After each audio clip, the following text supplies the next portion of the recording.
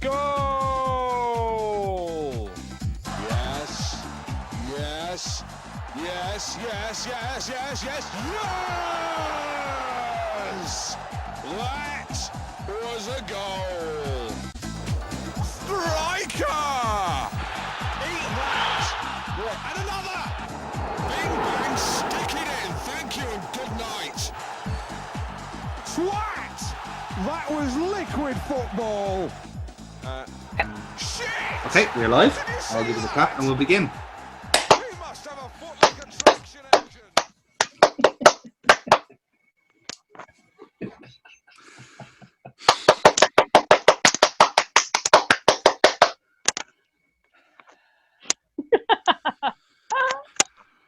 Hello, everybody. It's your old friends at Monday Madness, and welcome to another episode of the That Was Liquid Football podcast. Woohoo! It's your old friends Jonathan, Neil, and Burpo joining us. Well done, Burpo, for joining us. You seem to have the clap today, which is unfortunate. But it's good to Doesn't see make a that difference from any other day. No, I was about to say, just add it to the list. You've been dunked on twice already. It's a bad sign. So, guys, this is our. I suppose this is kind of our Premier League preview podcast, isn't it? Like, Absolutely, football, yeah. Football is about to come home. Football is about to restart. Yes, and now we don't have to watch any foreign stuff because apparently that's it's bad for us mentally. You're watching football from another country. We don't want to learn from any other cultures or find out anything about other. We don't want to see VAR being done well. Exactly. We want to give out about VAR and give out about the Brits being at it again. That's what we're here to see, lads. Well, hasn't VAR been scrapped for the remainder of the season? Because you can't say it's in a... I think it's. I don't know if it's optional or it's been scrapped completely, but I think it's like. I thought I'd been sacked off for the rest of it. Yeah. I thought it was as well, but we will find out next week. 3 days to be precise. In fairness, we don't have to wait long at all.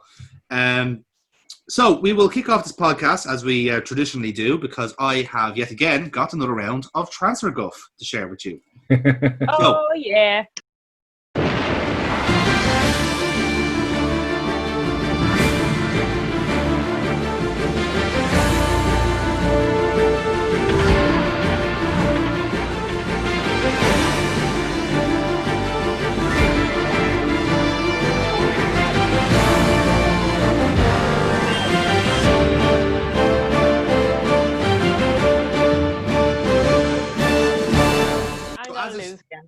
Indeed. As is tradition, I have 3 stories to share with you. 2 of them are from reputable sources who claim they have the scoop on some transfer news, whereas one I just took my FIFA save file just 5 minutes ago. So it's in up all to you fairness, to decide. Considering how many transfer stories have been going around right now, your FIFA save file might be more accurate than most. Yeah. Oh no, don't worry. Actually, I have a really press reporting. Yeah, this is it. Like, if actually, obviously, we know it's very repetitive. So this one's themed again. This is a deja vu round on people that I've mentioned before on the podcast. No, but if it's Wolves or Watford, I'm fucked. Oh, don't worry. No, that's not the case. I'll just cut that one out. Okay. So my first story today comes from France Football. Who have apparently got a scoop on Philippe Coutinho. Now, there's been a lot of discourse about him, right? He's been linked to everywhere, but according to them, and this one might have legs, they seem to think that Newcastle have got the edge on them. They've supposedly started negotiations with Philippe Coutinho's agent over a permanent move once a takeover takes place. Newcastle wants like a world-class number 10, and they think Philippe Coutinho is that man. So apparently talks have been very positive so far, and if this takeover goes through, then Coutinho will be playing on Tyneside. So that's our first story. The second story comes from Sport in Spain, and they have a bit of a story on PSG at the moment, because at the time Edison Cavani was a likely departure from Paris. Now he has actually left, and PSG are looking for backup strikers for Mauro Icardi. So they seem to think that the backup striker they're going for is Iago Aspas, the Celta Vigo captain. They seem to think that they can offer him a 2-year deal on maybe, I think they're saying doubling the wages thereabouts, and only for a couple of million. So he'll be a backup to Mauro Icardi at PSG. That's according to Sport. My last story then comes from calciomercato.com, who report that AS Roma have joined the race to sign Irish free agent Jeff Hendrick. Now, Roma seem to think, Roma want him as well, right? Obviously because he's apparently a world-class midfielder according to Italian football, but also because, and this is genuine, because he's a practicing Roman Catholic. AS Roma want to sign him because he's a rosary rattler, basically. So that is supposedly why they want to sign him. So our three stories again are Philip Coutinho to Newcastle, Iago Aspas to PSG, or Jeff Hendrick to AS Roma. So what are you two guys fancying? I can only imagine the Newcastle Coutinho thing would come about if the overlords take over at Newcastle. Because Mike Ashley, a skillful player is not the type of person Mike Ashley wants to bring into the club. Naturally. So I'm going to have to say that on the condition that they're talking about if Newcastle get their takeover, that's true. But I'm going to actually call bullshit on the Aspas. Aspas to PSG. Yeah. I will call bullshit on the Roma one. You think Hendrick to Roma is nonsense? Yeah, let's face it, Coutinho's been literally linked with everyone and anyone. So, even if that Coutinho to Newcastle thing did come from your FIFA save file, I'm fairly certain that if I went on Google, I could find a fucking reputable news source that has linked him to the Qatari overlords or Saudi overlords. Saudi overlords that Yes. are due to take over the black and white. So yeah, okay, fair enough. So let's see which one of you is correct. My first real story is indeed about Philip Coutinho and Newcastle. France Football think that Newcastle can lead the way with a blockbuster offer, is what they're saying, because of all the sweet, delicious Saudi money. That is definitely reputable. It's definitely fine. sweet, Not candy. even a drop of blood on it, lads. It's absolutely clean.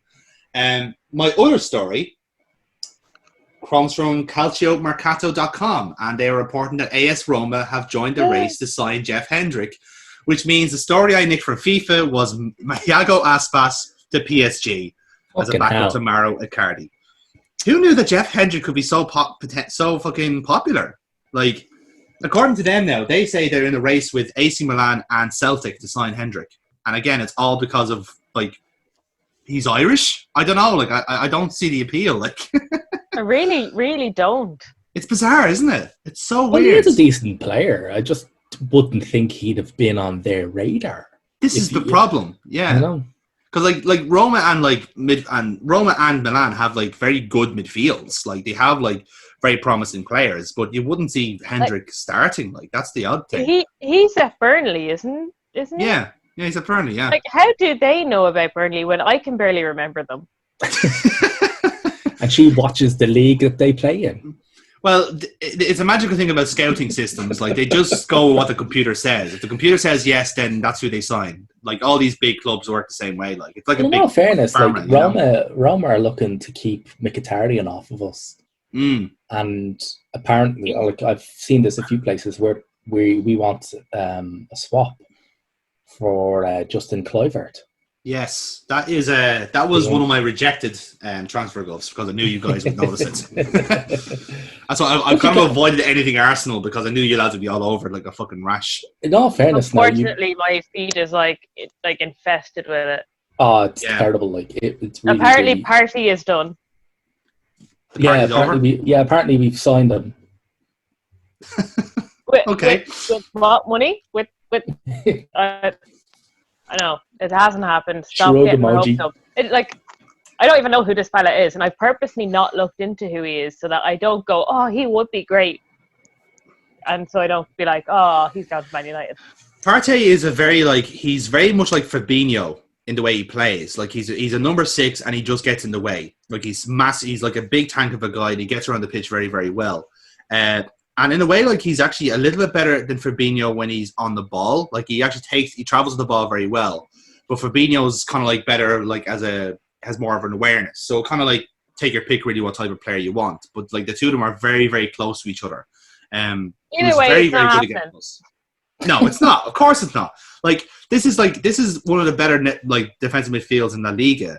and they're not like, no offense, lads, but they're not going to sell it to Arsenal. Like, I don't think even a team like fucking Man City could rattle Atletico for him, you know, because he's the type of player that they couldn't really replace. That's why they sold Rodri off, because they had Partey. He's got a release clause of a relatively low, 60 million?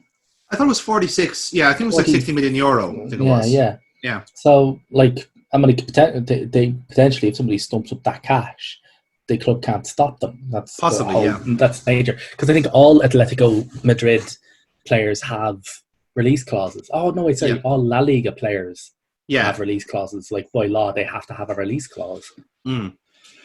So, there's that. But I mean, where are we going to get fucking 46 million quid from? This is it. Like, it's bizarre. So mad. From a Liverpool standpoint, the last time we spoke, I was saying that all of our transfer news is about Timo Werner. And despite him supposedly signing for Chelsea, it's still about Timo Werner. It's so bizarre because the real reputable source we work with is James Pearce from The Athletic. You should subscribe. And he has like the inside track on Liverpool news. So whatever he says is gospel. It's very much like David Ornstein back in the day. And the curious thing is that, like, all of Liverpool was in denial that now Chelsea are supposedly signing Werner. And not only that, but like Chelsea signing Werner, but they're also signing the other lad we had scouted, which was Havertz. But like us scouting him kind of says nothing really. Like it's Liverpool, we're going to scout anybody really. And the curious thing was that, like, obviously signings excite people. That's what they do. But like everyone, any sensible Liverpool fans going, lads, have you seen the young players that we have coming out here? Like, if you're going to sign like someone like Havertz or Werner, you're saying no to like a Brewster or a Curtis Jones who have been doing bits in very, very good leagues. So in a way, like, it's kind of like weird, like, duality of the Liverpool fan where they feel like they have to keep the superiority by signing players without knowing that maybe we are just like, we have the infrastructure there to keep this shit going. Like, we could like have a good team for years on end without having to sign anybody. And also Havertz is not going to be cheap. He's been on everybody's radar for the last 3 years. Like, this is it, like, yeah. Like, I'm hopeful that we are, like, if we're not going to be like champions every year, we will be at least contenders, because most of the players we're going to lock down to long-term contracts. Like Van Dijk is going to sign a deal worth 220k a week in the next coming days, which is massive. Like, he'll be our highest paid player, which would then like want Salah and Mane to sign up to new deals, and then Trent will sign up a new deal, then Hendo will sign, and like the whole team is like locked down then for fucking 5 years. So that's our generation sorted. And all the while, the likes of a Neco Williams or the like of a Curtis Jones have locked down their deals, and Ox is down, Kate is down. Like, the whole team is sorted. You know, that's what, like, I think that's what the likes of Klopp are kind of like saying, like, why should you improve on something that's working perfectly? You know what I mean? But it's the way that football works. Like, it's always the acquisition of even shinier things, isn't it? And Jesus, Chelsea have really nailed that so far. It was always Chelsea's kind of model, just basically buy everything. Yeah. You know, the only reason the City have beaten them to it as well by buying everybody. You know, so that's just the way it is. It kind of feels bizarre for Chelsea though, because you'd think that they, with Lampard in charge, they would have like relied on the youth a bit more. But if anything, they just said, okay, now we'll use the youth, and now let's get back to normal with making a big deal club. So, like, I don't know how, like, if they do sign Werner, how does he fit in with Abraham? And if they sign Havertz, how does he fit up with Mason Mount? I can see where they're kind of going with, like, having 2 strong players per position. But, like, eventually players will go stale. Like, they can't sit on the bench all the time. And well, absolutely as well. Like, I mean, if they're going to spend, like, Havertz, they're not going to be able to get him for anything less than 60 million. At least. I'd say at 80. Least. I mean, like, yeah. All right, let's say 60, 80, whatever. You don't spend that much amount of money to have him as the second in a 2-man position. Like, he's going to play. Like, yeah, so exactly. And if they sign Werner for what, 60 million? Well, supposedly, yeah, but the release clause might be gone. So so they sign Werner for 60 million. You know, where does that fit in with Abraham? Well, they turn around to Abraham and go, well, we've spent 60 million quid on this guy, and they're probably paying him a shitload more than they're paying Abraham as well. Yeah. And let's not forget now, they already have Ziyech signed and sealed as well. So exactly. who does he replace? Yeah. So does he replace Hudson-Odoi, or is he playing number 10 because he can do both? You know. Yeah, so that's just it basically. So they just turn around to these younger players because they have them locked down. They're youth players. Yeah. Because they have them locked down, and they just turn around and go, well, look, go find another club or play second fiddle. It's so odd because they're the two positions I kind of consider Chelsea the strongest. Like when you have Abraham and Giroud, two very good striker options. Batshuayi if he catch himself. This is it. Like Giroud does good stuff. Like he's always done good stuff wherever he's gone. And he does it so beautifully. Yeah, this is it. Like he's so underrated. The sincerity there, I love it. But the curious thing is that like Abraham has had a good season, and it feels a bit harsh to then bring in a striker to, as it were, have him compete either like for like or replace him. Whereas if you look further down the pitch, Chelsea really do need a new left back because Marcus Alonso is sketchy when it comes to defending, and we've all watched Kepa do a very good impression of a goalkeeper, but not quite exactly hitting the mark. You know what I mean? He's not lived up to the 70 million quid they paid for him. 70 million, yeah. They outspent us on Alisson, I just want to point out. Yeah. And Alisson has been he's been good, he's been okay, he's been great, but it's not he's not 70 million worth with Kepa. You know what I mean? They're never gonna get that money back. So it's a pity.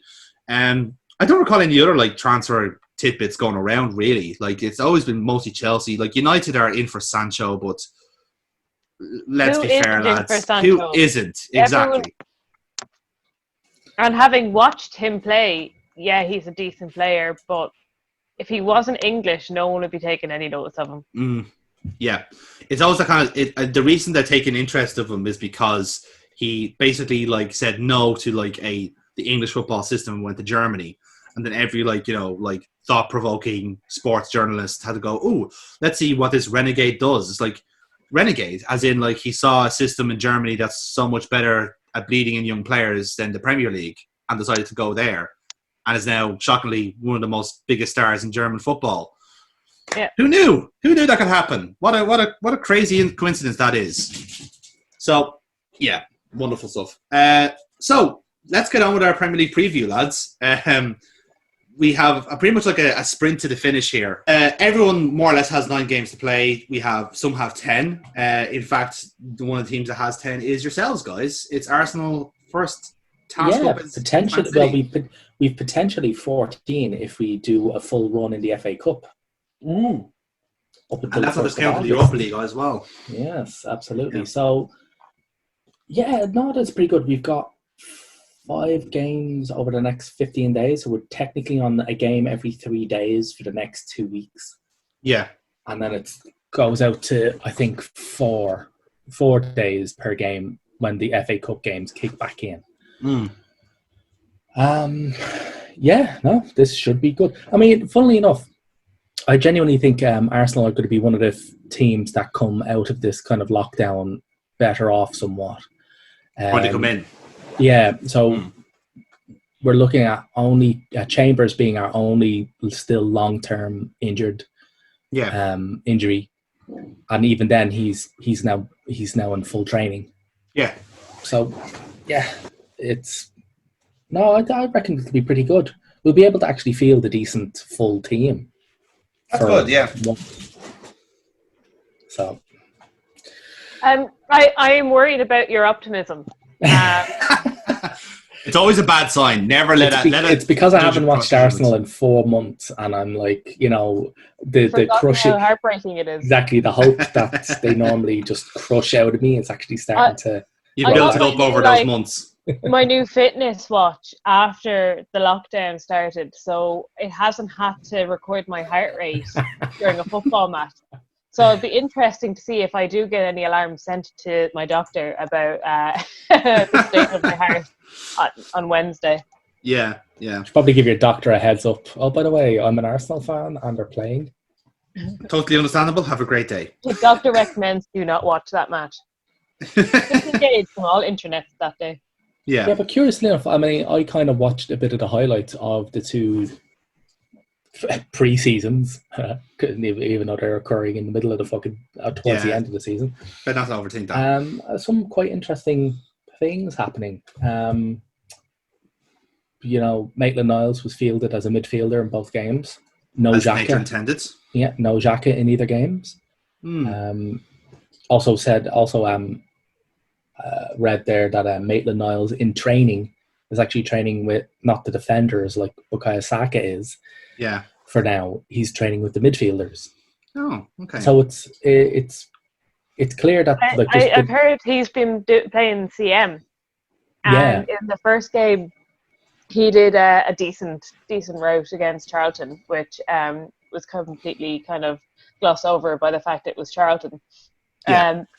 But he made 2 errors in the lead up to 2 of Brentford's goals, from what I had seen as highlights. Now, whether they were kind of edited to make it look like he was the main source of the error, or whether it was just kind of he was unlucky enough to be also involved in a chain of errors. But yeah, he'd gone from having a very good game where people were raving at him at centre mid, and like, this is the position he should have been playing this whole time. He did try and tell us this, blah blah blah blah blah, and then like 3 days later, like, oh, maybe Wenger was right. Well, old man had a point. Yeah, the curious thing about Maitland-Niles was that if he just stuck to his right back, I think what was held up against him was what Saka did. In that, Saka is not a left back, absolutely not. Nobody has ever claimed this, and nobody ever will. He's a winger at the most. Yeah. However, when he was offered the opportunity to play at left back, he just took it between his teeth and just went, yeah, you know what? So it's curious that, and also Saka was held up, sort of a bit of an example towards Maitland-Niles. So whereas Saka kind of realised what Maitland-Niles didn't, which is that playing even in your not preferred position is better than not playing at all. Yeah, it's always that culture of the brass ring. Like, you just need to break out, get your foot in the door, and then whatever happens then after that, then you might get used as your replacement. It's how like most players break into the first teams. But it's what's curious it's about how most people become goalkeepers, to be fair. True, yeah. She can speak from experience there, I think. But what's also curious about like Maitland-Niles is that in the kind of half-back system that Arteta uses, him being at right back would have suited him, because right backs in Arteta's system don't operate at right back. They're wide players. Yeah, they operate in midfield. So it's like, all right, then you will nominally be a right back, but you wouldn't actually be fucking playing there. You're only called a right back because we have to field somebody who is designated as a right back. Exactly. And with the way like football's played now, like most of that play is on the wings now. It's not necessarily centrally. Absolutely. So in much the same way when Wenger used to field people out wide or in the centre, and it's just like they never stayed there. They drifted around and did what they wanted, because that's what Wenger believed that a player should do. They should be able to drift around and make shit up. Improvise, yeah. But the only reason they were fielded as a left-sided forward, right-sided forward, whatever, is because the league dictates that you have to nominally have those players there. Yeah. So that's the curious thing. But it seems to be a bit of a renaissance for Maitland-Niles. It'd be curious to see. Both the teams in the 2 pre-seasons were quite different. Yeah. But both of them were 4-3-3s. Yes, very curious there. Yeah. Both of them seemed quite good, very attacking, very top heavy, very attacking orientated. And no, it seems quite good. Like, if anything, also it seems that like whatever funk Lacazette was in prior to the lockdown initiating, he seems to be out of now. That's good. I'm happy enough about. Hence why I'm curiously optimistic. That's going to be the curious thing, isn't it? Like, it's going to be what players do kind of come out of it like smelling like a bunch of roses, because like it is a massive reset practically. Like it's a restart after red flag. So it's like it's a new race practically. We have to be able to negate any injuries that are going to come up from this long. Like, I'm kind of looking at Bellerin, right? He was coming back into himself after a very long injury out. Like, he was still coming back into it. Now he's been off I think this could be really good for his rehab. Cedric too as well. That he's had the time to work on his sprints and his speed, which is something that people were saying, and it's kind of a well-known side effect of having an ACL injury. That your sprint speed would be reduced somewhat, and that you've got to build it back up again. So this would have been the perfect time for him just to work on sprints. But there's time will tell whether that has worked out. Like, it could be really unfortunate that, like, on his first sprint down the wing, he'll pull a hamstring, and that's the end of that then. Yeah, we'll also have Tierney back as well, and he'll fall over and hurt his shoulder again, and that'll be good. I'm very not optimistic. We were saying this before the podcast, that Arsenal are kind of one of the major beneficiaries of the lockdown, because, as is often the case midway through a season, Arsenal players drop like flies, and you've kind of had this issue throughout the season, really, since the start, that, like, you just haven't really had, like, a full beans to work with here. So in a way, then you do sound like very cautiously optimistic that this team can kind of, like, because in a way you are kind of in a chase with teams ahead of you for position. Would you say you're fairly well equipped for it? Well, on paper, yeah. Whether or not, like, again, we said this in the last podcast, but when you look at the German leagues, they're reporting like a 250% increase in muscle injuries. We were seeing from matches, players were just being subbed on and then immediately getting injured and having to be subbed straight off again. So it's quite curious. Also, one of the things I'm quite curious about is that City haven't played any of those pre-season games. I was about to talk about this, yeah. We have played two.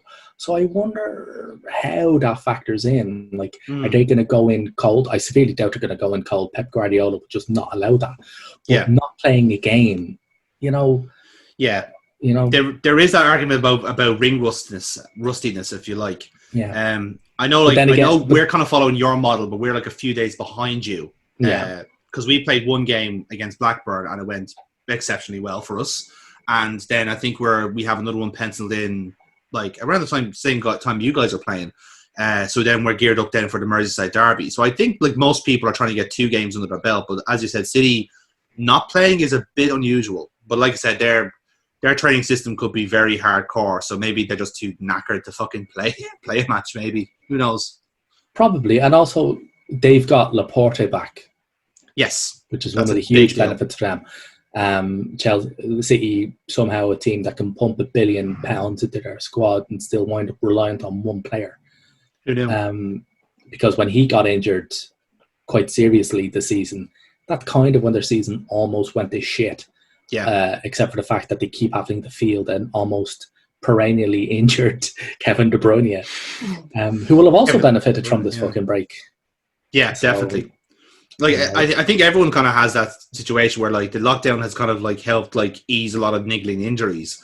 But at the same time, now that you're asking to kind of, like, to start from zero and go to, like, a full sprint now, that's when those kind of things are going to reoccur again, or something worse could happen. I reckon we're just going to be fucking drowning in soft tissue injuries. Yeah. I can't wait to see everyone's fantasy teams after fucking 3 weeks. We should have how many injuries? Betting system. Oh, yeah. I like that. We need a new segment to replace Fire Wars now that it's gone. So yeah, I could get behind this. You can bet on the ACL sniper. Yes. Oh. I'm happy to go with the hamstring sniper, not ACL sniper. Oh yeah. Hashtag triggered. just the face and shell shock on her at the minute is just something else. Just the black soulless eyes just looking back into the past. Those codeine fueled nights. I miss codeine. Yeah, we all do. But yeah, as I was saying, like, our pre-season, if you can call it that, is just been the one match against Blackburn. There's been no major takeaways from it, really. It's just been business as usual. The one thing I would say is that I think we finally found a role for Minamino. And that was it was kind of the reason why he wasn't really fitting in when he signed initially. We knew he was good. We knew he was like a really like tricky kind of player. But I think a lot of people had kind of touted him for like a Lallana type player, who's kind of playing the central midfield, Cruyff turns, nice hair, like the occasional like 1-2 pass, that type of deal. He is almost certainly that. But I think from the pre-season, what we've kind of seen identified him as our backup for Firmino because he's not like a traditional like centre forward like Firmino, but he does a lot of the interplay really, really well. Their names are very similar. This is it. I think that's why we signed him. Like Klopp went Firmino. Yes, that's Japanese for something. Yes, sign him. I gotta keep it easy for the kit man. Exactly. Yeah. You'll find out now in a few months that Minamino gets new teeth as well, and they look exactly the same. It's be perfect. Neck tattoos, christened by Allison. The whole thing will be perfect. It'll be great. But yeah, like once he was up in that number 9 role, like where Firmino would play, it's almost a like for like change because he's able to play in. I think it was Mane and I can't remember who's on the other flank. Shaqiri, Oxlade maybe. Keita. It was Keita. So I was able to play Keita and Mane both in, and they both scored goals with him playing them through. And then a lot of the young players kind of came in and just started like showing off their skillage. So it was a good match for us all the same. If anything, actually, the one that we did, we had a training match between our own two teams. We split the team in half and had them both playing in Anfield, and that match was just fucking great. Actually, I watched the highlights of it, and we were just going hell for leather. Like it was a real kind of like exercise. It's like in FIFA when you and your friend can't decide who gets to be Liverpool, and you both pick Liverpool home and away kits. That's exactly what it was. The star of that match was Keita, which was bizarre because again, Keita was another player that was kind of like he was there. He was it wasn't really in the conversation because of injuries or just bad luck or whatever, or just Wijnaldum was just so good playing that you couldn't really replace him. But Keita in that match passed to himself, which was very, very impressive. Like he was basically trying to like, I think the idea was a 1-2, right? But he passed the ball along, and like there was like a distracting run from like Wijnaldum, I think it was. So Wijnaldum went in as if he was going to receive the ball. Keita went down the other side, passed essentially to himself, skipped past his man, and received the ball then. And it should have been a goal, but Curtis Jones overcooked it. So, which is a shame. But yeah, like honestly, like we've shown some really good play. All of our lads look fit.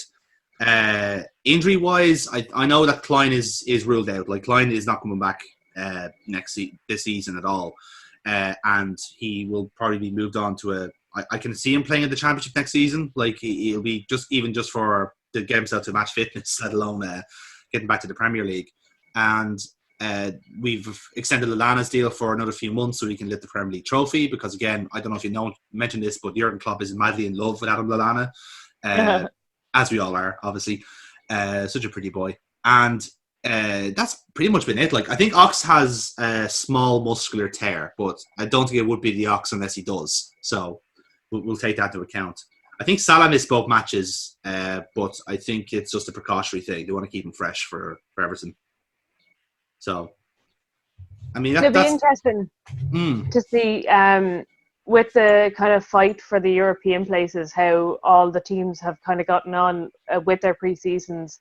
Like, to be honest with you, I don't know how many matches United have played, how many pre-season trainings have Burnley done, because somehow they're above us in the table, and it'd be just interesting to see how like this is all going to play out. It's going to be interesting. I as a neutral, I'm sure between this and the relegation battle, it'll be the most interesting part of the restart because it is kind of said and done with Liverpool. It's kind of like who's going to get into Europe, which was the relegation zone, which was the whole point that the league couldn't get scrapped because of the relegation zone. So this needs to be fixed out. So I actually have the league table here in front of me, so I can give a quick rundown of where the interesting parts of the table. So obviously we're well ahead with 82 points. City are on 57 with the game in hand. Leicester are I wouldn't say they're kind of safe. They could fall into it.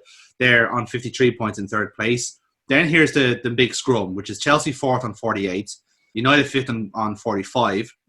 Wolves and Sheffield United are both on 43. Wolves are slightly better goal difference-wise. Spurs then are 8th, 41. Arsenal then a point behind. Then you have Burnley and Crystal Palace on 39.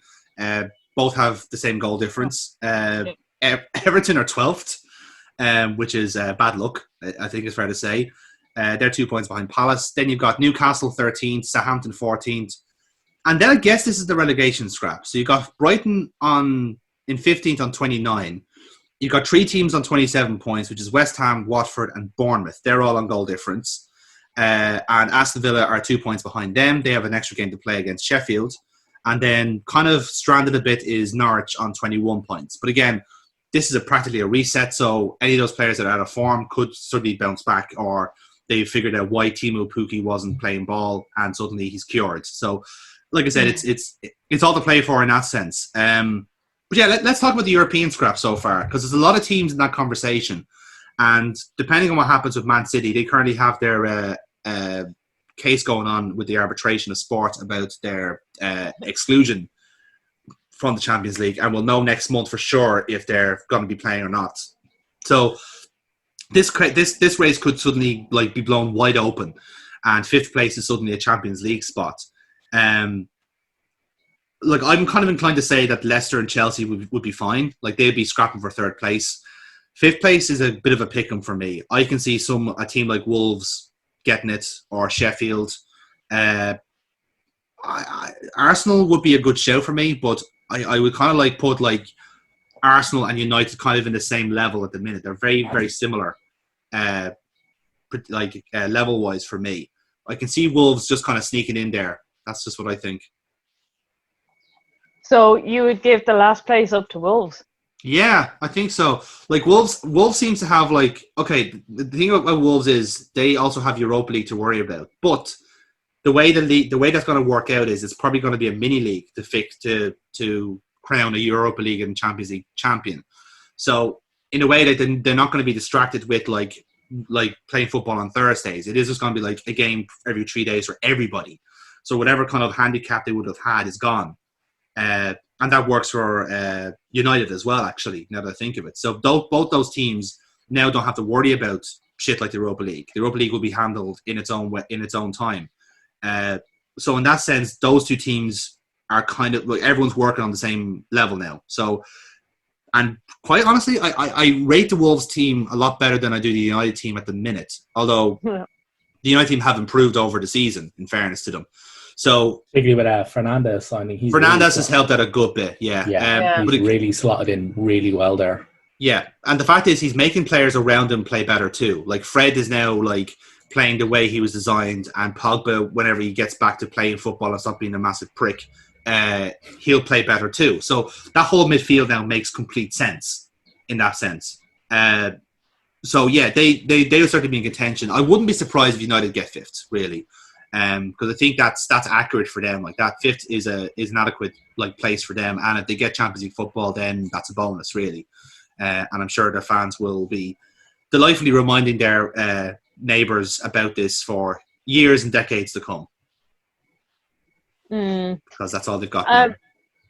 I would like to be able to say, yeah, I agree with you with the Wolves, but I don't know which one is which, so I won't comment on them. That's fine. You've got the likes of Spurs, which I would kind of be wary of just because, they're Spurs.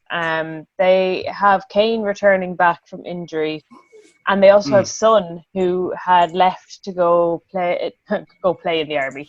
To go. That's a nice way of putting it. To play army boy for a while as part of the national service or whatever. So yeah. Son is one of the players that I actually rate at Spurs. So having him back, I think, is going to be a boost, no matter what way you look at it. Kane apparently fully fit, but how fit is fully fit Kane? But he's still got to bang in a penalty that he's won for tripping over his own feet. So he's always going to be dangerous in that regard. So I could see them pushing towards. Now, their first game back is against Man United, and one of the funny things is Ali is now banned from that match because of his Corona joke, which, despite mocking Chinese people, was not racist, which is why it's only the one match banned that he got. Maybe, I have a couple of ideas as to why publicly it wouldn't be good to ban him for any more matches for that. But Yeah, I think that they're probably going to have benefited the best out of the clubs in the European spaces. Just with like those two key players back there, I think they're okay. I would say they're going to get the last spot, unfortunately. I disagree. I'm very pessimistic today.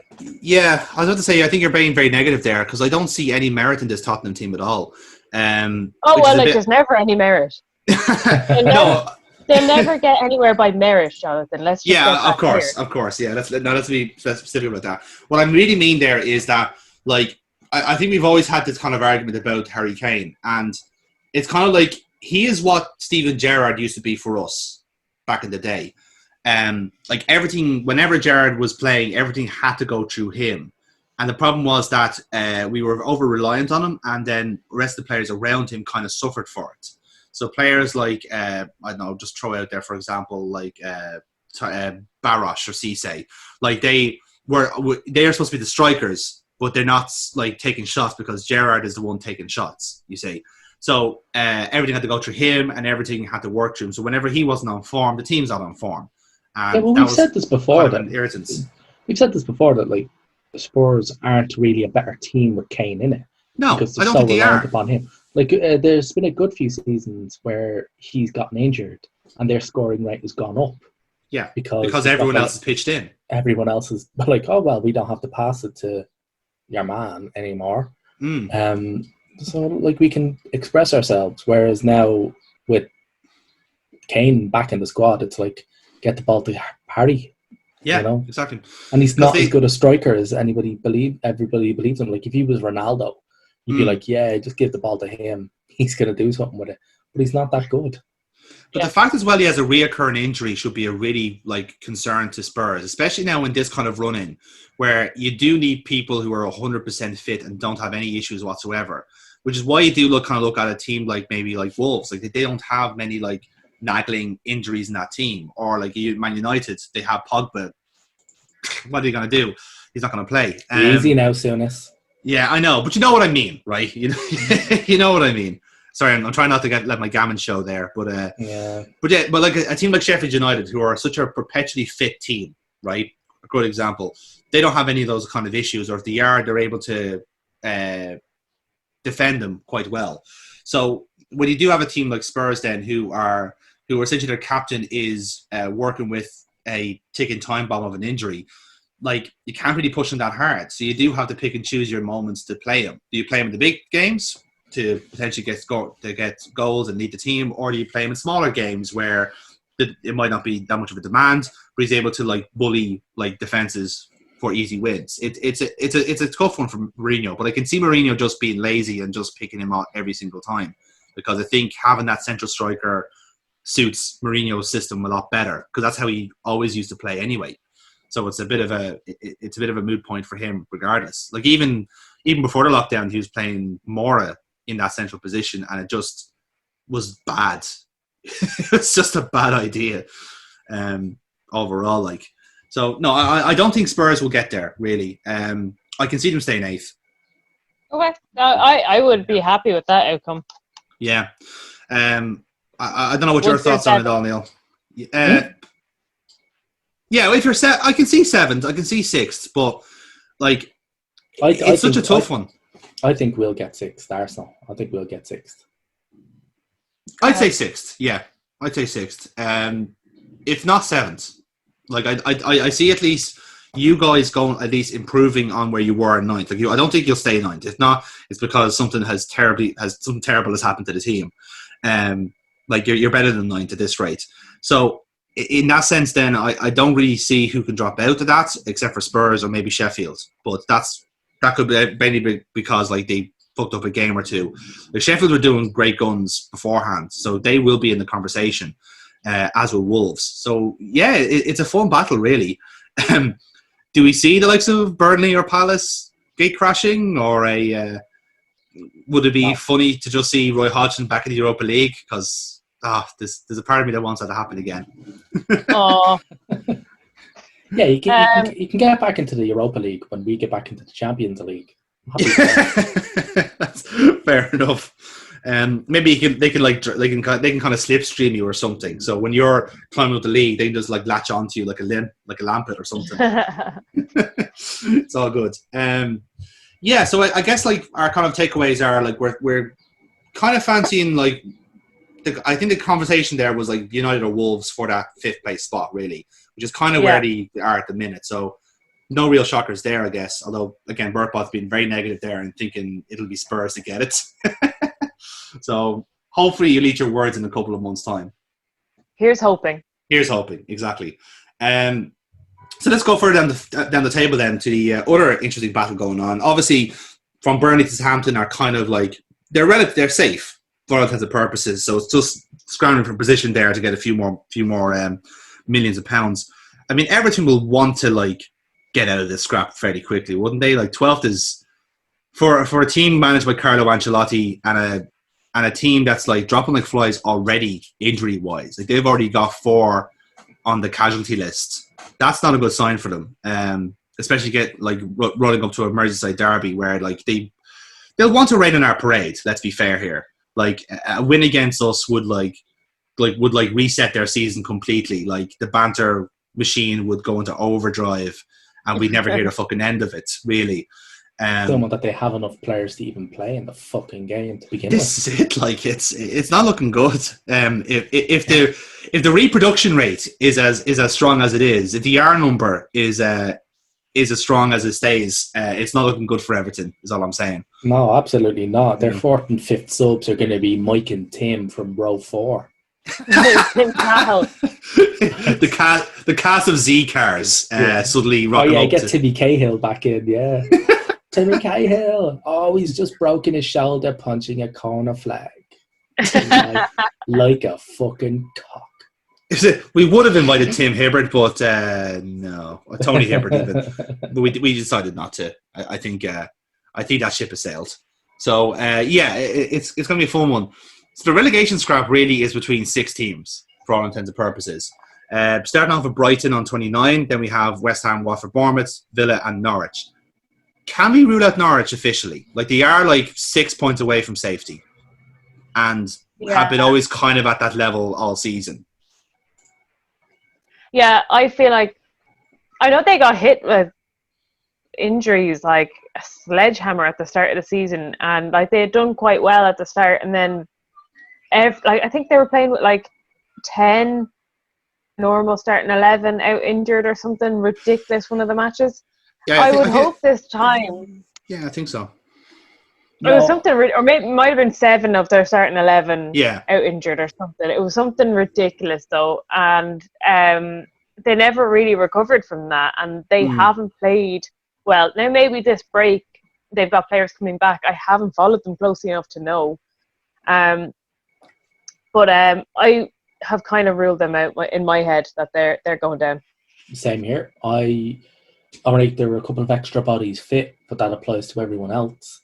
6 points in 9 games doesn't really sound like a whole lot, but that's under a normal season. We're not. This is not normal. I'm like, we can apply a number of adjectives to this fucking situation, but normal is absolutely not one of them.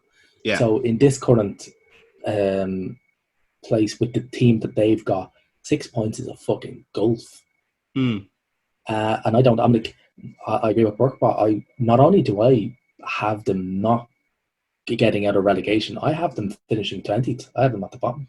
Yeah, I think that's the way it's going to go. Like it's exactly that point you were making. Like they have got everyone back, but like Villa and Bournemouth had much bigger injury crises than they did.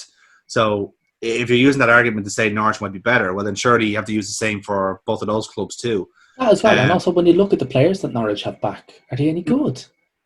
Well, like they weren't before they got injured. So, like now that they're back, you're like, yay, we're adequate.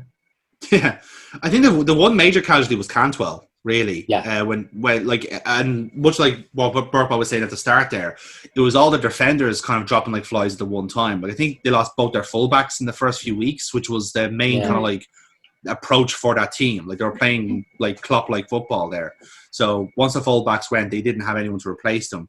And I think they were down to 2 centre backs. I think actually no, they're down to 1 centre back at one time.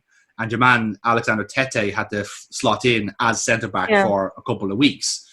But that's their fault, really. Like, they didn't really spend that much transfer-wise. They didn't supplement the squad. They had no backup to Pukki. So they were struggling then to get players in. And they kind of still are. Like, they're not really, like, they haven't signed anyone for next season, really. They're happy to just, like, pick up the Premier League money, get relegated, and come back again. Yeah, I think they're just waiting to see what happens to them, you know? Yeah. Because I don't see them making the drop. I don't see them, beating the drop. No. And I don't think any of their club hierarchy do either. No. And I think they're okay with that. That's a bizarre thing. They think they've got the same system as Burnley. I don't think they're okay with it, but I think they're kind of resigned. I think they've come to terms with it. Like, yeah, exactly. okay. Yeah, definitely. Exactly. Yeah. You know, like if you jump off a cliff, you know, you get resigned to the fact that you're falling pretty fucking quickly. You're not okay with it, yeah. You're not okay with it, but like there's fuck all you can do about it. That's fair. So yeah, let's address the other teams then. So I'm kind of inclined to say Villa might get out of this. Sorry, I'll disagree with you there, but go. Yeah, keep going. What I was going to say was, it's not necessarily because of the quality of the squad. It's a lot of it is about Grealish and co. I think they have Tom Heaton back, which is a big deal. And they've got rid of, like, they've replaced Wesley with a much better striker in Samata. And we know that we played against him in the Champions League. He is actually quite good and suits them a lot better. I think the difference is... Isn't McGinn the keeper? John McGinn, yes, he's back as well. So, yeah. He'll be back in. So that midfield now has that, like, dynamic power they had at the start of the season. So that's, again, a double boost for them. Bournemouth would be the same. They now have David Brooks back, who was missing all season. And he was kind of their star. I wouldn't say he was their star player outright, but he was certainly a prominent player last season for them. And they've just been missing them, really. So I think, like they could be in a better spot there. I'd like to think Bournemouth will be okay, but I don't think they will. I think this is the end of the Bournemouth experiment. And on top of that, I would say the other team to go down would be West Ham. I don't see West Ham getting out of this. Jonathan breaking out the fucking hot takes. You need to get that flame emoji back in here. Yeah, it's like, okay, the only way West Ham could survive possibly is Moisey shithousery. If that's what you're relying on, then you're not really gotta trust in your football team. You don't deserve to stay up if you're relying on Moisey shithousery. Absolutely. Now, that being said, I can also see the argument of Brighton going down. Like, I reckon Brighton will go down. I reckon it'll be Brighton, Villa, Norwich.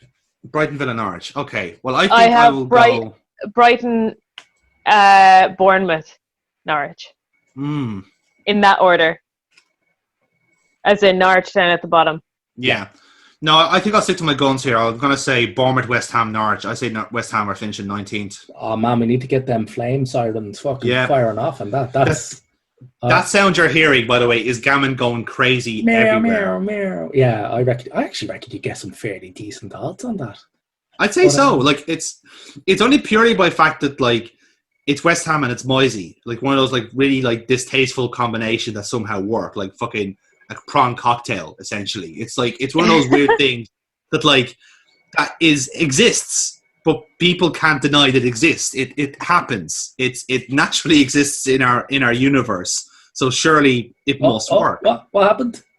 The most ridiculous shithousery is going on in the Schalke Leverkusen match.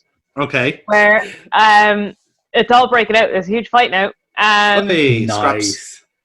So there was like a friendly drop ball, and Leverkusen. A drop ball? Holy shit! It's all breaking off there. And your man goes to pass it back to the keeper, and will start to move off again. But the Leverkusen forward intercepted the ball and charged down the keeper.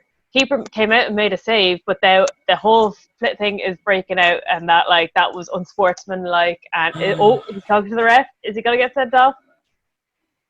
Who, the forward? Yeah, for intercepting the ball.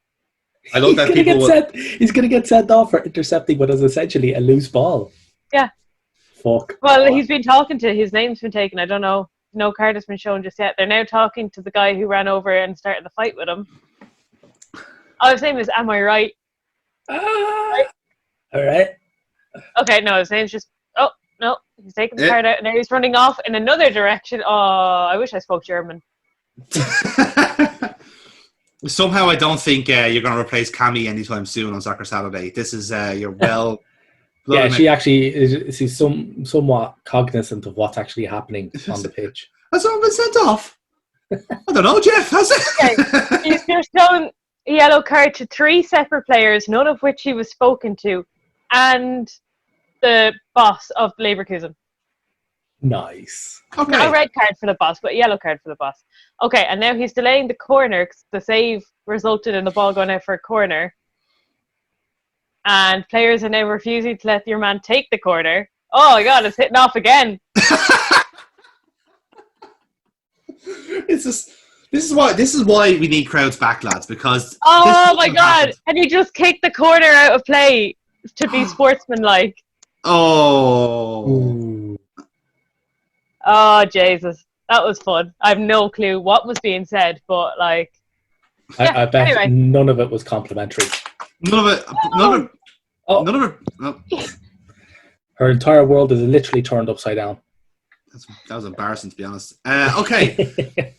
So, yeah, we've kind of given our takes there on what we think relegation wise. But one of the reasons why I don't think West Ham will go on, will go down.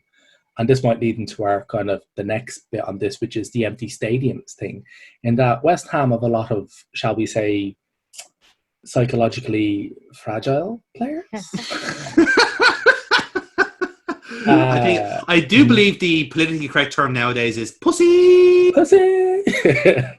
So I reckon like the kind of training ground viable kind of suit a lot of their players, like Lanzini as well. Like Lanzini seems to. Oh yeah, he's back, isn't he? Yeah, he's back as well. Like he seems to any time the crowd, even like he could be cheered by like 20,000 people. And then you just have one guy there going, "Yo, shit!" And then his game will go to pants. And I think that's it's like Wogan. I was listening to the Left Field podcast, and Wogan on that was he was saying something similar. It's like maybe the players who can't really compartmentalize their poor play will benefit a lot from this. And he brought up the analogy of the NBA, and he was saying if the NBA playoffs had to be done in kind of empty stadiums, he could reckon like a good few that would benefit quite a lot of their players. And he mentioned like Carmelo Anthony, and he's like, well, he's a fantastic basketball player anyway, but apparently in the pickup games during training, he's an absolute fucking murderer. And they're just like, oh, maybe that'll be the thing. And I was like, when I was thinking about who I thought was going to go down, and loads of people actually, funnily enough, said West Ham. And I just wasn't getting it. And I think that was kind of the source of it. I was like, yeah, the crowd get on their players quite a lot, and their players seem to be very, very badly affected by it. Yeah. I think Anderson's another one of them. He doesn't take... He's had a very woeful season. He does have a woeful season. I think it's because the instant he goes on to the pitch, he gets sledged out of it. Isn't that like so shit that as a fan group you're so toxic that you make your players worse, so you make your club worse? See also Millwall for the same example. See also Millwall, but then again with West Ham, like I think they're proof of the analogy that the fish rots from the head. In that they're a pretty toxic club. Yeah. There are worse. We will bring up. I think I'll be bringing up one example in our cods, but they're not. It's not a good environment there. So I reckon that having no crowds there might benefit a lot of their players, and that's why I think that now they mightn't beat the drop by much. In fact, could be goal difference. It might beat it by goal difference, but I don't see them going down. Okay. It'll be interesting to see. Yeah, it will be interesting to see. I mean, I'm gonna purposely look out for West Ham players actually playing well now. I'll keep an eye out for that. Yeah, like it'd be intriguing to see. Yeah, if it works. Like it's also point like trying to keep into account this is a Moisey team, so football is going to be at a premium. Especially when anything like him is involved. So when you do have like nothing but playmakers like Lanzini and Felipe Anderson, they're going to see like 5% of the ball. Also, so they're like, wait a minute, don't they have Haller there? Haller, yeah, is their main striker, yeah. How much did he spend on that guy? It was like 40 million quid. 40 million. It was 40 million, yeah. This season was the season of overpriced strikers. We had Joe Ellington for 40 million, Haller for 40 million. That's probably wrong. I think that's wrong. I think it was more. It was probably more, yes. That's so bad that if it is more. And gentle reminder that Joe Ellington has scored one goal. One. At least one he got goal. the one. Yes. Frog Prince has scored 2 more. St. Maximin has scored 2 more. Like you look at those, like I'm sure they're looking at FIFA stats when they're picking their squad, and they're like, "Oh, we are going to lash in the goals here. Look at that speed. Look at that pace. Look at that." And then, like, you see them in real life, and it's just like, "Oh, it's like Scalextric's cars that don't have a slowdown button." Yeah, it really is. I mean, if you're talking about players who like could be beneficial in an empty arena, maybe like Frog Prince is one of them. Like Miguel Almiron does look like somebody who'd be startled by their own shadow. Like he always has a constant like look of scaredness in his eyes. Like he's just. I always thought he was always looking out for flies. Yeah, that's good. Although I did say the West Ham did have some good banter over the lockdown. You know, Moyes is quite good at delivering vegetables. Yeah, that's what he did. He delivered like produce baskets to people over the whole lockdown. That was quite nice of him. I've mentioned before we started recording of clubs that are, or clubs and people from clubs doing things that are likable, and even though I hate them, I'm like Diego Costa holding up a female player's jersey who is undergoing brain surgery at the minute. Like, you know, it's like I hate Costa, but like that's a nice move. But Rashford has been doing a lot during this lockdown for his local community and for kind of making sure that the kids don't get forgotten, which I think it can be the same said for the government here in Ireland, but as well in the UK it's kind of constantly being mentioned that the kids' well-being and mental health has not been looked after in this lockdown, and Marcus Rashford has been doing bits there, so hats off to him.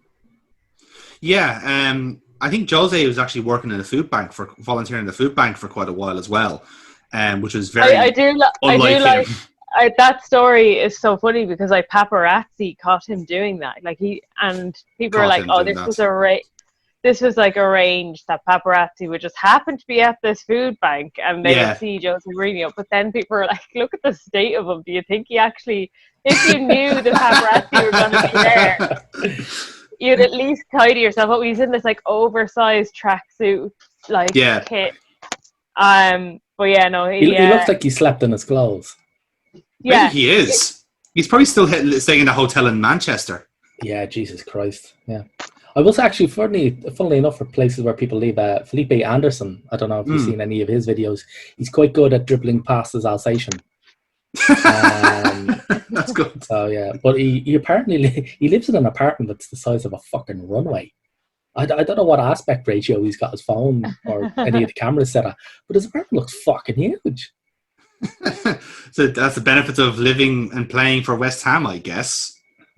if that is an advantage, living in a big empty house in London, or wherever he is. But yes, no, actually, let us be nice for a while and let us say well done to any footballers or anyone in the football world who's chipped in to help out the community, because like you lads have been born off your trees. You only have one role in this world, which is to play football. So doing something nice for a change is a benefit to us all. Like Kyle Walker making sure that his local sex workers never... Absolutely. Like, the man is a feminist icon. Yeah, the man is a hero to feminists worldwide. Like, he is... Like, I especially love the feminist part of going to his mum for dinner and breaking the lockdown rules in order to do so, because that mother would have no other better things to be doing than cooking her adult son food.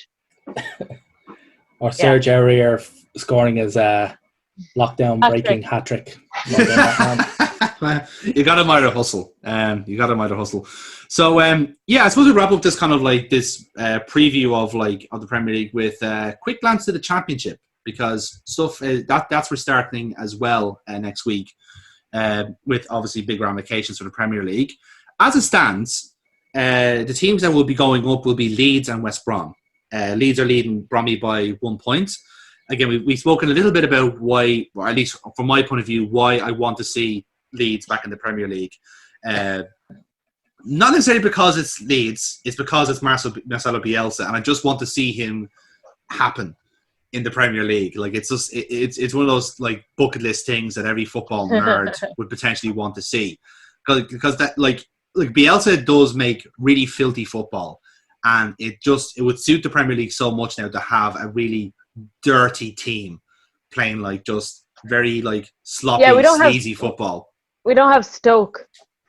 We don't have Stoke. Stoke will be in my conversation soon because there are things happening down there as well, and I do mean down because it's looking very possible. They're back off the fucking Mordor, yeah. Yeah, exactly. Even deeper than that potentially. West Brom are second, as I said. They are Slaven Bilic's team, and they are pretty much the best team in the league. But it's only by virtue of the fact that they have so much experience in the team. But they've been kind of populated by like good young players here or there. So you have like a good player like Sam Field or Romain Sawyers in like just doing bits in the midfield, and that's what kind of gets them through. They have a good decent goalkeeper in Johnston. Charlie Austin is there. I think he's the league's top scorer, so that's what's been getting them through. They're just a decent team, but they'll be one of those teams, as is often the case with West Brom, that are good in the Championship but shite in the Premier League. So it's kind of a pointless exercise getting promoted in the first place. The playoffs is where the interesting part is. Fulham are currently third with 64. Sorry, not Fulham, beg your pardon. Scott Parker's Fulham is third on 64. It's a bit of a scrap then after that because we have Brentford and Nottingham Forest on 60. So they're, I suppose, comfortably in that position. Then we have, I think, 7 teams scrapping for 6th place. So we got Preston North End on 56, Bristol City on 55, Millwall and Cardiff without Neil Warnock, by the way, so they're actually better, with 54. Blackburn and Cardiff Swansea. As not managed by Tony Soprano's mother. Yes, you want some. Yeah, they are. I can't remember who's there now, but I'm sure it's someone who actually knows what football is. So they're on 54 at the minute. Blackburn and Swansea then on 53. So they're the teams that you could adequately say are in the playoff scrap. But there's still plenty of games to go. So a team like Derby, Wayne Rooney's Derby, they're 51 points, and QPR, who I think have no money, are on 50 points. So they're like Wayne Rooney's Derby. They could, get into a playoff position and then get promoted, and oh my god, it'd be amazing. Only for like in 2 seasons' time, FIFA to come down on their illegal transfers workings, and for them to be sent straight back down to League 3. I think they're going to get stuck. Yeah, they're going by how the lockdown is going. No, there won't be a League 3. League 3 is fucking dead and buried at this rate. But yeah, I can see what you mean with Derby. Like, I think they are getting stung by FFP next season. I think because the deal they're doing with Rooney is like put them in massive debt. But then again, that's going to be a story for most like teams in the Championship now. They're all going to be like losing FFP at this point. In terms of relegation stuff, I'll just quickly breeze over this. Barnsley and Luton are probably going down because that's kind of their nature. Charlton, I'll just give them a quick shout out. They're on 39 points. They have had their 3rd takeover of the season. They were taken over by some sort of consortium from the evil Belgians Du Chalets. And then the person that took over the consortium said, I'm going to sell up now. And then he sold up to an investment group from London. So Charlton are now kind of like, as we're locally owned, if you like. Actually, the guy that bought them in between was a fella called Lawrence Bassini, and he drove Watford into the ground years ago. And the gig about him was that he was going to be the guy to take over at Bolton when they were like looking in the barrel of the gun. And even Bolton fans were going, do you know what? We'll actually just take extinction. We don't want this fella Bassini in the place. And like, I remember watching the interview of this, was White Lightning interviewing Bassini on the phone and quoting some Bolton fans saying, anyone but him. And he's going like, well, these things are all in the past, like mistakes were made, and the fact that my license is now back renewed after 8 years being banned is completely coincidental. I love football really, and I want him. Yeah, there's real kind of like whitewashing of it all. But like I said, Charlton could get back into it. Well, I say they won't. I think they're well and truly fucked because their one good player, Lyle Taylor, is refusing to play for Charlton now. Primarily because there's been a massive contract shenanigans happening all season, again, because they've had no money. And now Lyle Taylor also doesn't want to put himself at risk from COVID-19 because, again, he's got like notions of going to a bigger club. And granted, clubs are actually interested in him as well. So he's trying to protect his health so he can get signed by another team next season and so he doesn't get COVID. It's fascinating logic there from Charlton. Again, not looking good. No, it's not. It says a lot about Charlton, how much of a basket case they are, that the third most interesting thing about the club is that they're managed by Lee Bowyer. So it's a man whose only interesting thing is the amount of times he's gotten his nose broken. Exactly, yeah.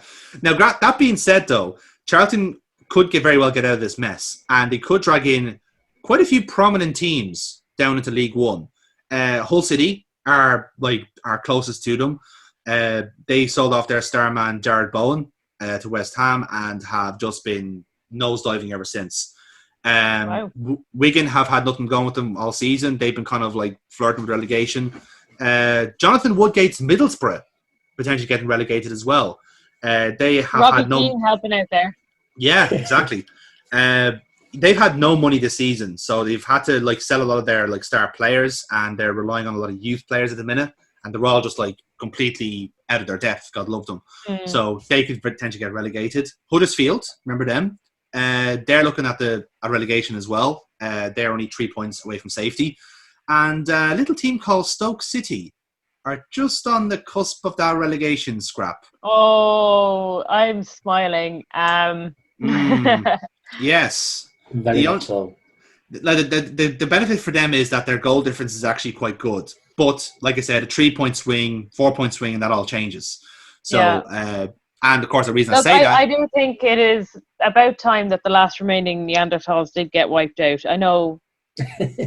Natural selection, as a biologist enthusiast, like I obviously would be frowned upon in the rest of the scientific community for saying something should go extinct. But Stoke City, I think it's fair game. They've refused to evolve, so now they have to just go the other way. Yeah.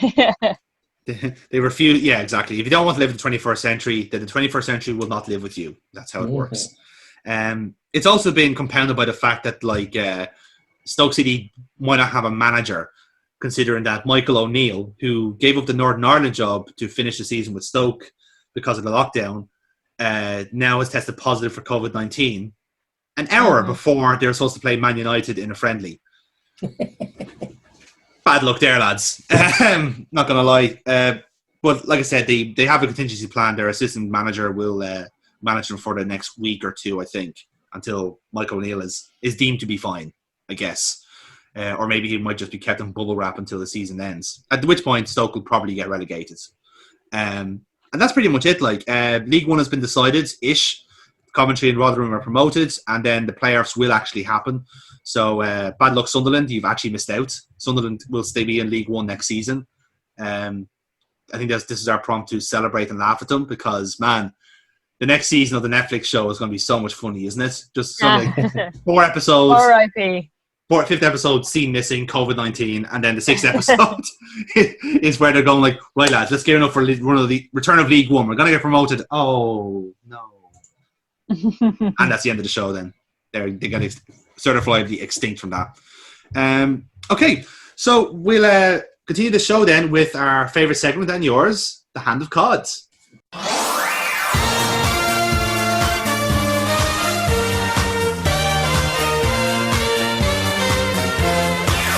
This fella Ronaldo is a cod. I don't care if he scores.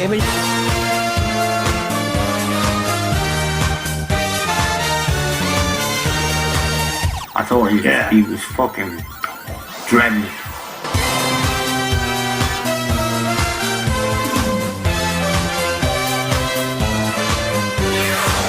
Lord Liverpool, he's the guy who ran away and left his wife for a young one.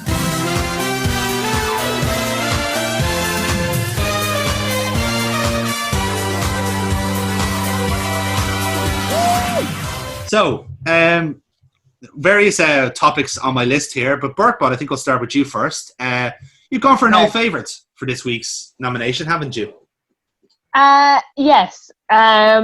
For a couple of reasons that all kind of tie in a couple of cods together. Okay. So I'm going with the FAI. Oh my God. You unpatriotic sow.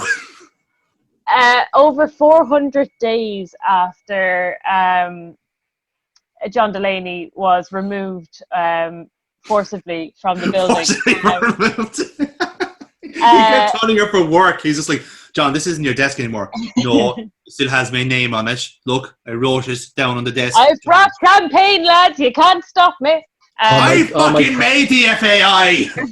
All my cash is still in the desk drawers. They actually finally advertised the position to be, for people to apply for. CEO, yeah. So we've got like an interim. Gary Owens is working there as the head of the FAI at the minute, with Niall Quinn as the assistant. Mm-hmm. And so that kind of brought them back to my attention. So I was like, oh, well, actually, like, what is going on? Like, we all know that we have no League of Ireland football. Mm-hmm. We have had some teams coming out saying that they're probably not going to be able to survive this whole stoppage, and they're looking for the FAI to provide them with some amount of cash to kind of make up players' wages. What has been kind of announced today is that the Players Association have gone to the FAI to request this money that the FAI said, yeah, you could have this money. Oh no, you want it now? No. And the players, so there's some players at some clubs, the clubs and players have not been named themselves, who have not been paid since the start of lockdown, which is absolutely shambolic. Clubs are not in a position to pay these players, and it is actually a condition of any League of Ireland team that they cannot have any outstanding fees to players before the resumption of the league or for the start of a new season. So as things stand, football is just gone because teams cannot restart if they owe players money, and they can't then just cancel the league with people being owed money because they won't be able to start a new league. Yeah. So the FAI are pretty much cornered into the fact that they're going to have to pay these clubs to keep them alive if that's what they want. And I don't understand why any national association of a football would want to, we'll just let the league die, we'll start it again, And then that brings me to their idea of, maybe we could get a bit of money this way, of combining the League of Ireland with the Northern Irish League. And in the week that is being bandied about by the FAI as, maybe we'll do this, a little club that I would have heard of, Linfield FC, or Linfield United. Linfield FC, yeah, you got it right there. Yeah. They have announced their New Jersey, which will not go very well if it was to be played against any of the League of Ireland teams, which is an orange sash jersey, which just even having the FAI saying, yeah, that'll be fine, just shows how fucking incompetent they are at football, at life, at anything. Existing. So that is my cod. I have to say, it's a gigantic UVF uniform. Is essentially it is, yeah. What they're... But it's not even like orange and purple is a disgusting color combination. Yeah, it's a UVF colors. They're a disgusting organization. But like, you're very. I don't know. I just think it's disgusting. Right. Whatever about the sash part, right? I'm not entirely. I'm not from the area. I've never lived in the area. I don't have strong ties to any religion, but I suppose that doesn't matter. If I'm from the Republic, they'll hate me anyway. Exactly. But the idea of the actual jersey design is disgusting. Yeah. Like, it's not even like, it's disgusting. Like, I can admit, like, United's jersey for this season, apparently. What's been leaked as the new United jersey. Looks lovely. And I hate United, but it's a nice looking jersey. This is just a horrible jersey. Just horrible. Everything about it is horrible. And the FAI should be ashamed for even considering joining in with that league. Like, it just seems like a massive fuck you, really. Like, if you saw, like, compared to, like, what Bulls are doing with their jersey, like, actually making, like, quite a nice statement and saying, like, oh, we're an inclusive group. And then Linfield go, haha, no, take that, you Fenian bastards, look at this. Like, I feel like they've had this design sitting in the closet, and then as soon as the FAI jump in and say, well, maybe we could join with the Northern Ireland, they're like, no, we have this. Yeah, just it should have just had like a big right hand going, fuck you, Niall Quinn, on the fucking front of it. Maybe that's their home kit, I don't know. Fuck all takes. Yeah. That's what it is. Like, pretty much, yeah. Like, it was such a horrible idea. Like, Linfield were very close to being my COD for that exact reason. But I'm glad it got mentioned because, Jesus Christ, like, whoever thinks that's a good idea. They were going to be my soul COD, but then the FAI just came out with more. And I was like, oh, I can actually tie these two things together. So there you go. Win-win. Yes. I'll jump in there with my one. Obviously, current affairs have been quite prominent lately. We all know what's been happening in America and right around the world. It's on fire. It's on fire. All of it is on fire. But it's all for good. Especially everything, yeah. But there is a very valid reason for it. It's because there's a very prominent movement right now that is hopefully going to do some very positive change. And obviously we all very much are in favour of it, if you like, without like drifting too much into politics. But what I wanted to bring up here was the Ballad of John Barnes. Okay, so now it's not now John Barnes. I have a two-pronged approach with this, which is appropriate considering what got shown on his phone. I have a two-pronged approach to John Barnes in that it's John Barnes himself, and it's also the usage of him by the media.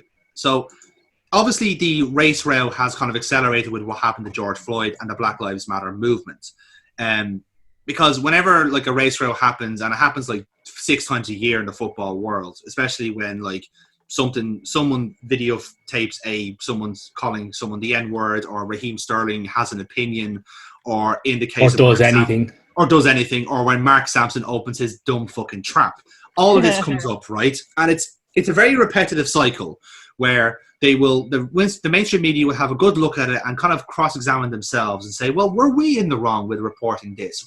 We will encourage ourselves to do more to try and be more inclusive. We're going to have more Black and Asian members come in, and we're going to be more equal. We're going to have more women on panel shows, and we're going to all do this. And everyone is happy for a couple of weeks, and then it goes back to normal. Now, again, protests are still going on, fires are still being burnt, and cenotaphs are still being pissed on in the UK. So hopefully some change is actually being made. But when it comes to media coverage of it, it doesn't look like it's any different, because the same cycle happens with these race rows. And when it comes down to football, because football's a big kind of like window into society, really. And everyone's always said this. And when they're doing that, they have to get someone in who has experienced racism in a way when it was at the height of it, if you like, or when people were more aware of it. And every single time people are more open about it, I suppose. Yeah, I guess. Like, it was just, I wouldn't even like say, open about it is the right way to say it, because it's just the fact that like it was there. Everyone knew it was there. And because like they're quite open about it right now. They're quite open about it now, yes. But what I'm saying is that in defiance to the people who are condemning it. Whereas before you didn't have the people openly condemning it. So it was just kind of done and no one said anything about it, or like no one kind of made these moves. It was underlying, like it was always there. It's just been brought to the forefront because people now have a anti-racist opinion, and somehow that's offending people that they're anti-racist. Yeah, I don't know how that works. By all means, if you're one of the Gammon Brigade, get in touch and explain yourself. I don't know, maybe some black person push you downstairs when you're 5 or something, and you have to go and see a therapist. Right? That's fine. Go and sort that out yourself. But what I want to bring up was that they had to bring, as an expert, like in the same way that like every news coverage has to have an expert in something. The expert in racism is apparently John Barnes. Yeah, they just wheeling out like they every do time. And it's really sad because like when you do listen to him, like he is being very, very positive, but almost like overtly positive, if that makes sense. As in, he's actually like rationalized racism, where yes, he did have to live through this, as did other players like Cyril Regis and Des Walker, and a lot of other players that would have been the first black member of a team, and they would have had like dogs abuse from their own fans. That's disgusting. Of course it is. We all know it is. But to keep having John Barnes over on TV to try and make the same salient point that Britain isn't a racist society or it's not as bad as it used to be, that just undermines the entire anti-racist argument, because all you're doing is you're saying, well, it was worse in the 80s. It's like, that whether it's worse in the 80s is a moot point. The fact that we're still talking about this and it's not got any better should kind of like prove to you that maybe the counter argument you've been having hasn't been that effective, that there isn't been enough for the black and Asian communities to get into stuff like football. Every sport's having this conversation now where they're looking at each other and going, have we been like, are we institutionally racist? And the answer for the most part is yes. They didn't know any better back in the 60s and 70s because that's what the way they were indoctrinated. But now with like decades of hindsight and decades of proof of like all these things happening, like events and incidents happening worldwide, this is the time to start like properly looking at what you're doing and saying, can we do things better? And bringing on the people, NFL are doing that. Even the NFL are doing that, and I didn't really buy that myself. Like even looking at it, going like he's notoriously like static and silent head of an organization like the NFL. Yeah. And for him to just turn around and go, look, we were wrong. For him the fact that he admitted he was wrong. And I think that's the thing. He didn't come out and just try and paper over with platitudes going, we'll do more. The Rooney Rule will kick in our own version of it. Yada, yada, yada, all this bullshit. Yeah. He just turned around and went, oh, we're actually wrong. And he specifically referenced as well the whole Kaepernick thing as well, saying, oh, we were wrong in our stance on that as well. So the fact that he admitted that he was wrong is why, like, had he not done that, I'd be alongside you going, I don't really fucking buy that for a second. I think he's talking out his hoop. But no, the fact that they went, no, we were wrong in how we handled this. You know, much like the whole Drew Brees thing as well, when he started shouting on about people protesting the national anthem and then turned away and people had sat him down and gone, right, take a seat, Drew. Here's why what you said was wrong. And then you turn around and went, oh, fucking hell. Now, the reason why I don't buy Drew Brees' one is because Brees never admitted he was wrong. He just said, oh, now I know more, and maybe it's not as clean cut as I thought it was. Yeah, he didn't. It wasn't absolution, yeah. Never said he was wrong, and that's why I buy the NFL one. And it's unfortunate because, like, if you're ceding the moral high ground to the fucking NFL, something's gone wrong there. Yeah, you are morally subterranean. I see. I do see where you're coming from. But yeah, like it's kind of interesting. You kind of like make that point because the real like with people like Breeze and a few other people who've kind of like opposed that whole movement is out of a position of ignorance. And I think this is where it is. It's in a way, I'm trying to rephrase this the right way, but it's an ignorance of John Barnes, if that makes sense. Like, yes, he has lived through racism, but the reason he's lived through it is because he's rationalized it. You shouldn't have to rationalize something like that. Like, if you're a gay man, you shouldn't have to rationalize homophobia. If you're a trans man or woman, you shouldn't have to rationalize transphobia. It shouldn't happen in an ideal society. So to bring on somebody who has basically come to terms with the fact that people will say the N-word at will, that's bad. You shouldn't keep... if you're trying to have a counter-argument, stop drawing attention to it and stop having this person come in who is essentially has accepted this, that it's commonplace. I think it's actually kind of deliberate because he'll come out, he'll shout out some platitudes, and then other black players will turn around and go, John, shut the fuck up. Like, you shouldn't have to put up with this type of crap. But do you know the in RTE you've got the balance. Everything has to have a view from either side. Yeah, BBC are the same way. And I think RTE can bring it to extreme levels, but like maybe the BBC have also kind of slipped into that category as well. But like it just seems bizarre. It's like, right, we're gonna need to bring out a racist accepting black man so that we can balance up this argument that racism is bad. And it just feels like they have to, like John Barnes is probably such a minority, like in such a minority group, that he's the only one who can make himself available at short notice to come on those, you know, vox pops and get his opinion across. But that's why we hear from him so often, I suppose, on it.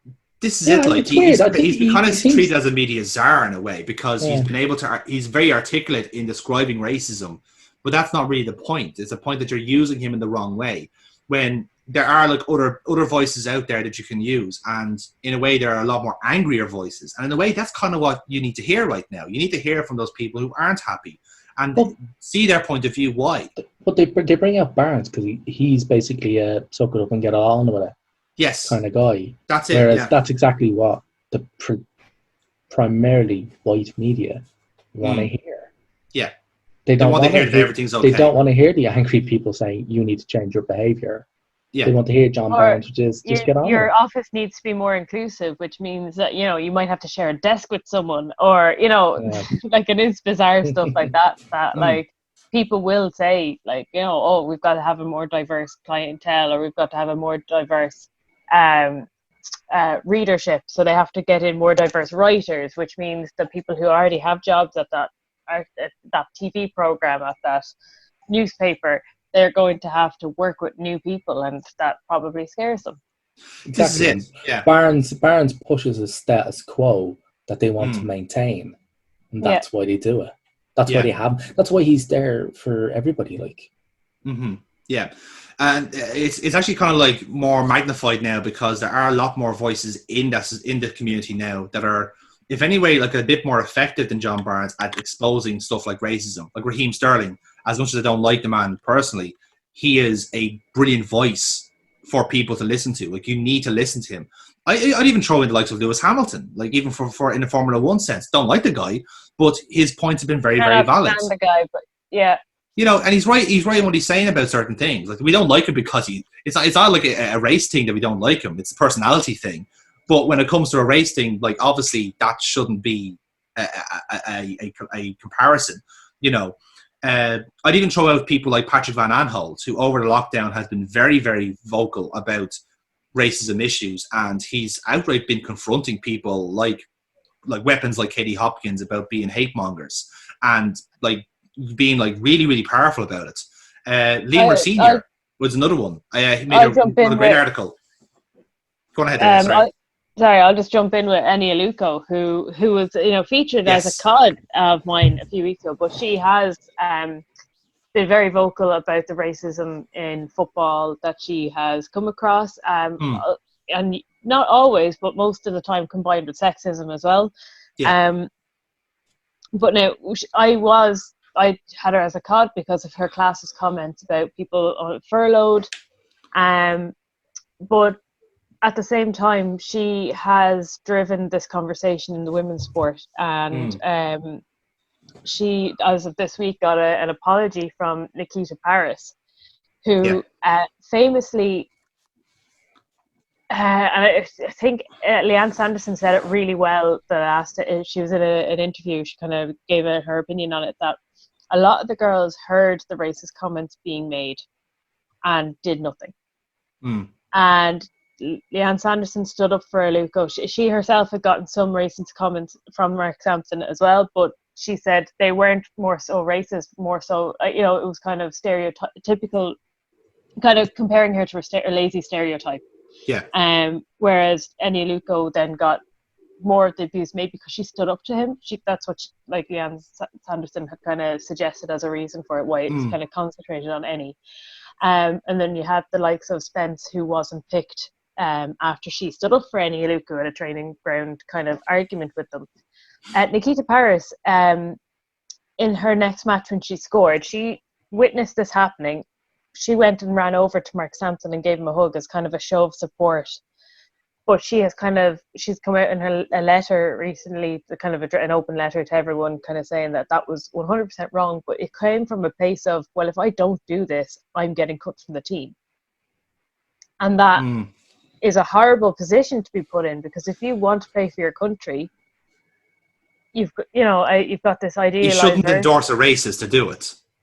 Exactly, and so she put herself out there and she's apologized for her actions, and it was nice to see that from someone who Eni Luco kind of publicly not named, but very much indicated as being someone she was really disappointed in. Like she was kind of like, I can take it from some of the white girls not sticking up for me because they don't really understand what's going on. But for someone like Nikita Paris, who would have also endured racist abuse, well,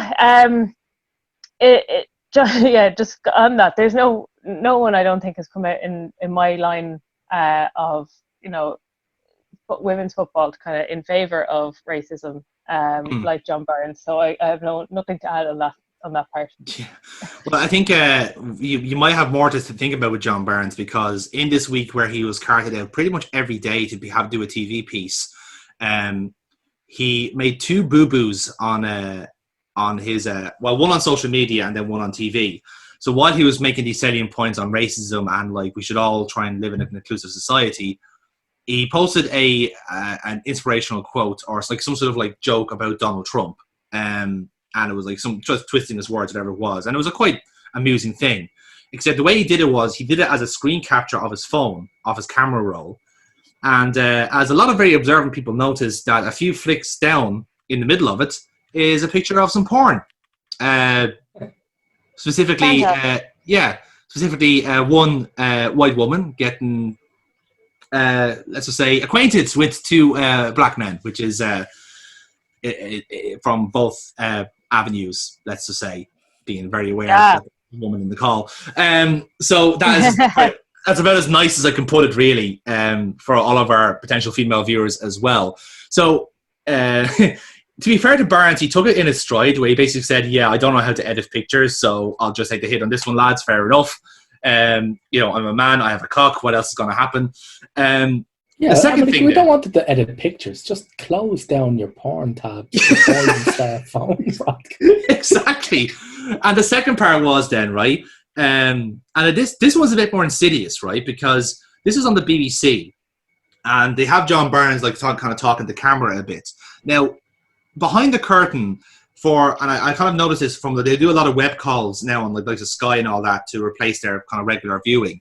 And what they do is they have a tech guy come in to set up everything for the talent, if you like, and then head out, basically. So they say, okay, John, you're going to stand here. Here's your webcam. Here's your mic, blah, blah, blah. Off I go to like my next fucking client. And the curious thing was that they stood John up beside his bookshelf of like very interesting books and videos and all that. But the one on the right center ground is all his porn DVDs, including one just called "Sex Slaves," which is just dear Jesus. You can't make this shit up. Like, poor John Barnes has got it in the neck this week, because not only that, like, again, the one thing I did mention out of all this was the fact that he caught the ire of Celtic fans were basically saying that he got sacked because he was black. And Celtic fans going, we're not racist, Rangers is racist. It's like, no, lads, you completely missed the point. There's institutional racism. This is the whole message we're having to tell to you white people here. Jesus. So like it's been a week for John Barnes.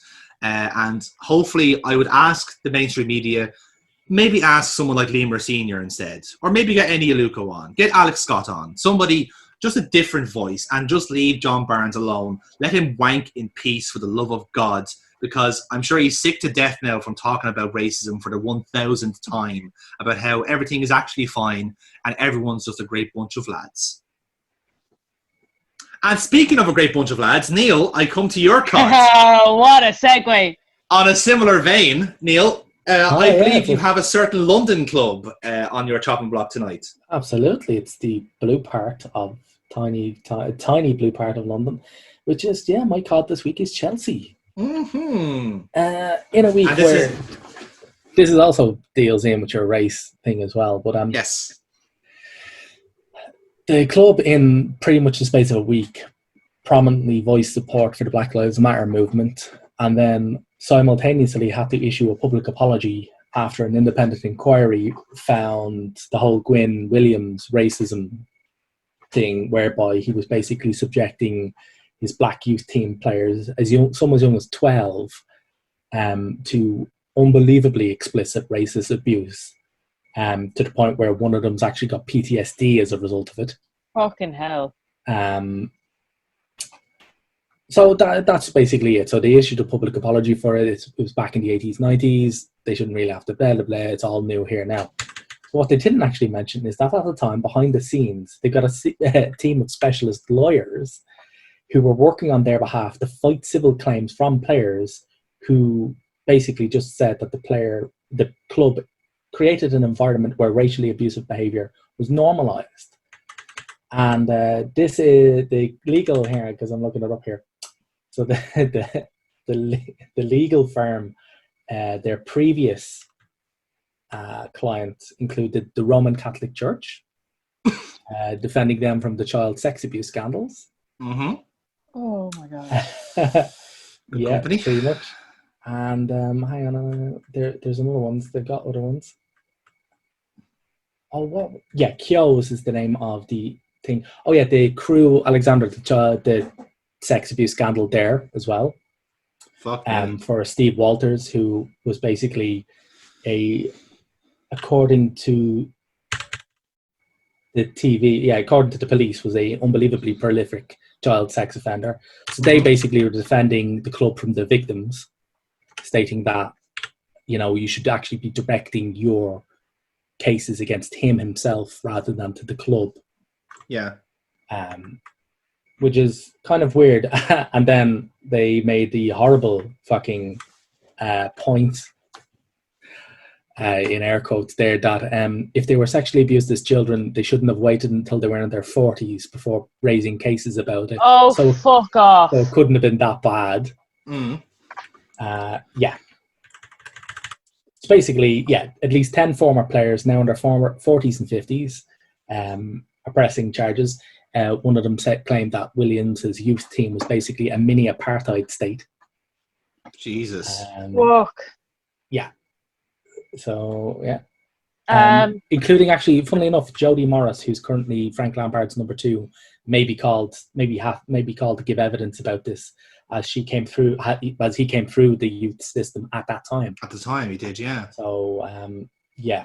And also, they've not offered individual apologies to any of the players. They've just issued a general one. And Barnardos as well, the child's charity, they've conducted their own independent inquiry as well. And it's quite fucking horrible. He was known to greet the young black players with the term, who were you robbing last night? Mm-hmm. Referred to 3 black youth team players as the 3 degrees. Oh. Yeah. And this is the person who was like their coach, Yeah. And these are kids, like these are 12 or 13-year-olds. Like, again, it kind of gets back to that point there. Like, at that point, you're either like, if you want to be a professional footballer, this is the stuff you have to go through. Yeah, absolutely. He did the Ron Atkinson thing of having blacks v whites training matches. Fuck off. That's horrible. Absolutely. And then, funnily enough, a mixed race player on his first day, when he was doing the blacks v whites training matches, he turned around to the guy and goes, "Here, you get to pick. You pick which team you want to play for." I'm a bit flabbergasted because I knew you had looked into this with regards to it being your COD, so I kind of stayed away from any of the reading about it. And I feel like with my mental health needed to be kept away from that, because that is harrowing. That's pretty bad. It's unbelievable. There's a huge athletic article on it. Like, it goes on for fucking pages upon pages. But yeah, it's just really, really horrible, And also the whole thing about Chelsea going out and supporting Black Lives Matter when they've got such a systemic racism problem in the club as well is quite fucking ridiculous. Like, they've never... Like, this report has come out in the same week that, like, I had to begrudgingly congratulate Chelsea from winning the Super League and then donating their prize money to domestic abuse refuge. And I was like, oh, isn't that such a class act? Like, well done Chelsea on that. And then, this is happening with the men's team, and has been happening and has been ongoing for such a long time. It's disgraceful.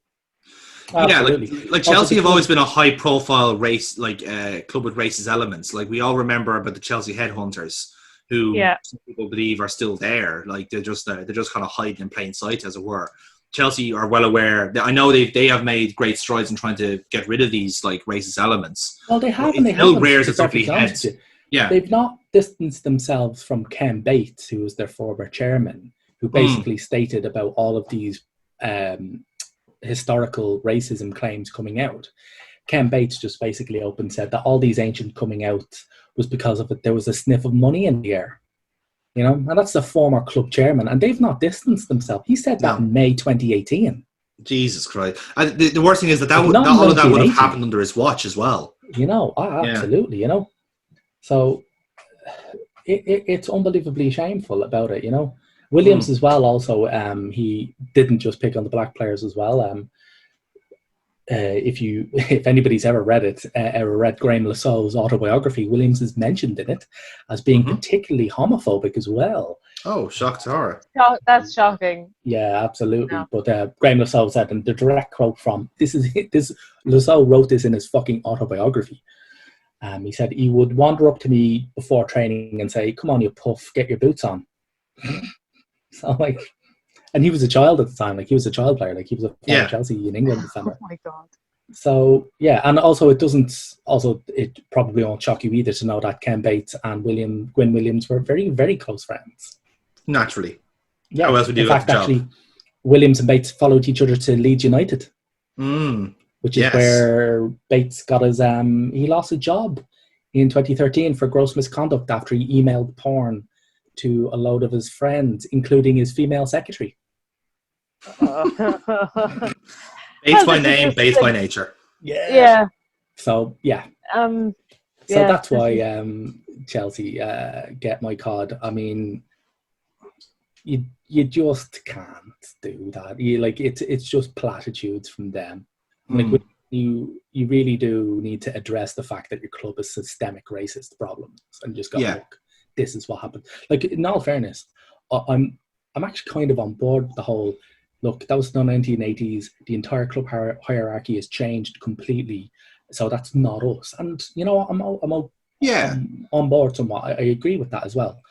But you still have to address it and you still have to do that. And when Bates is saying, again, in May 2018, that all of this shit coming out is only because there's this sniff of money in the air, you need to turn around and go, actually, no, they deserve these reparations. This was horrible shit that went to them. Almost all of the players subjected to this never kept on with football. No, they all left football. All left football, yeah. None of them stayed on. So he just ran these players, he ground them down and ran these players out of their something that they loved. So, it's horrendous hypocrisy. Yeah, it is. And in a way, this could open, I'm sure this will open a Pandora's box then for other teams to be cross-examined in the same way. Very recently, we would have had a run-in with a racism row over Luis Suarez and how we very stupidly supported him when he was clearly guilty. So in a way, that we got down the neck when Liverpool put out the photo of everyone taking a knee before training. And then everyone looking at us, the null and void brigade, as we call them, looking at us and going oh, isn't it rich for you lad to take a knee after what happened with you and Suarez? It's no, it's not. It's not stupid at all. It's the fact that we've learned from this. We've realised that yes, that was a really stupid thing to do. Not only was it stupid, but it put our reputation in the drain for so long that even after we got rid of Suarez and had this unsavoury reputation. It took so long for us to even apologise to Patrice Evra over it. The fact that we were even in such a staunch denial over it says so much. But, this is the time to start looking at these kind of things. For every club to look and say, how many racist or homophobic things took place in this sort of way. Because, again, we know the horrible stories of Billy Burnell and all these other horrible, horrible people who have abused their positions in power in football. And now that, the conversation is being had at least from the racist aspect of it, yes, I think every club should look at this in the same way and investigate if they had cases of institutional racism, because now is the time to act on it. I can believe that people in Chelsea want to get this off their chest because it's bad PR. Like, Chelsea fans have like a stereotype of being racist. It wasn't so long ago that they pushed a black man off a train in Paris purely because he was black. That was 4 years ago. So, like, the stereotype didn't disappear in the 80s. It's always been there. And it should be in their best interests to get rid of that reputation, because if this is a new Chelsea, they should prove it. They should be allowed to prove it, at least. I don't think you'd look back at any club. And look, in all honesty, there's so many things that have come to light I've kind of looked into educating myself. Like, I found a link which brought me to a study and peer-reviewed study. So I look for legitimate links and not just people's opinions of slave ownership in Ireland, and Jameson whiskey. Like John Jameson was massive in the slave trade, and we all know I like a whiskey, and Jameson would be my go-to. But I'm very, very conflicted now. Like, obviously that brand has gone so much further down the line, but their original startup funding came from the selling on of slaves. Yeah. Liam Hogan, he's fantastic on Twitter. I know you don't go to Twitter. Well, nobody does really, for an informed, brilliant opinion. But one of the few people there, Liam Hogan, he's a Limerick historian, and he's been one of the major proponents. You get a lot of Irish Americans shiting on about the whole Irish slaves thing. There was a particularly fucking awful book called White Cargo, which is about the whole thing about Irish slaves or white slaves and shit like that.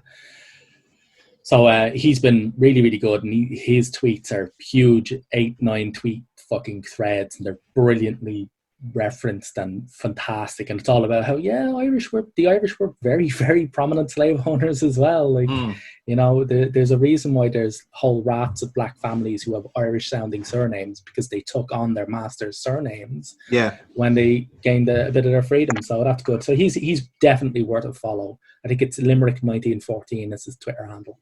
Oh, cool. So, thanks for that. Yeah, I'll ping it onto you, but it's fantastic, and he's constantly people are constantly going at him, and he's just fucking wrecking them. It's good if you want your daily dose of #wrecked. Yeah, he is the man for it.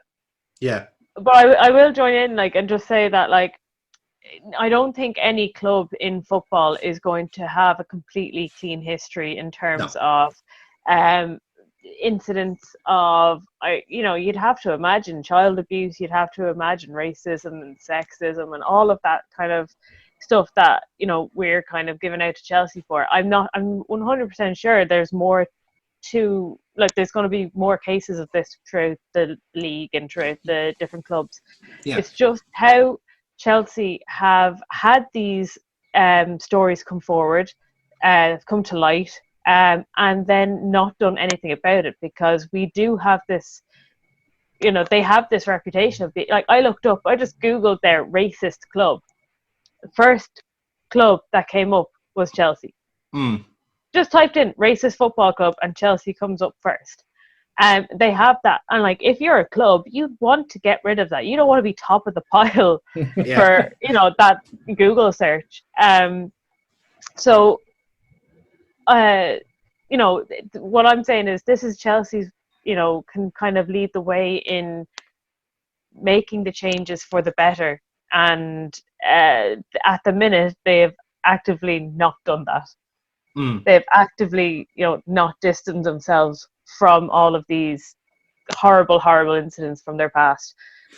Which, is, you can look at it as being accepting of it. And it's just terrible. This is the trouble. I'm gonna vote for Chelsea as my COD, because that's just a bit too horrific to avoid. Yeah, Neil's kind of won me over here as well, because Chelsea are kind of taking they are the tip of the spear here when it comes to racist incidents. I know Millwall. It's the hypocrisy. It's the hypocrisy of it. Yeah, it's the hypocrisy. Like as Burkwatt said, like every club has a history. Own it. Say, look, it's not. That's not us. You know, you got no hatred for the oppressor or any of that.